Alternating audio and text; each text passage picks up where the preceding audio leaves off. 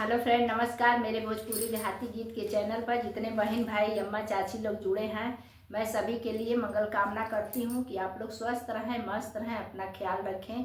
देखिए, बहुत एक प्यारा विवाह गीत लेकर आई हूँ। अच्छा लगे तो कमेंट में आप लोग ज़रूर बताइएगा और अपना ढेर सारा प्यार दुलार दीजिएगा। जय माता दी। नदिया